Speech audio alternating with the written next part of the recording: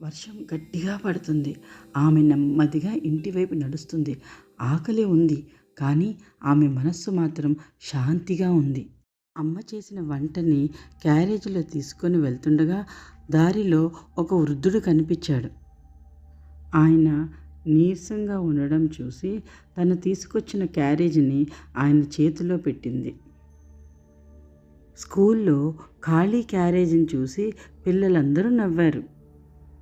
ఆ రాత్రి తన ఆకలితో నిద్రపోయింది. మరుసటి రోజు ఊరంతా ఆశ్చర్యపోయేలా ఓ పెద్ద కారు వచ్చింది. ఆ పెద్ద మనిషి నేరుగా ఆ అమ్మాయి దగ్గరికి వచ్చాడు.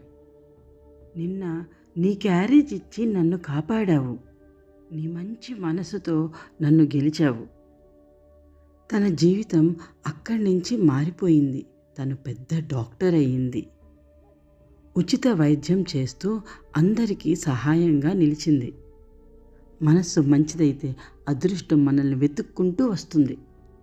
ఎవరికి ఏమిస్తామో అదే ఒకరోజు మన దగ్గరికి తిరిగి వస్తుంది.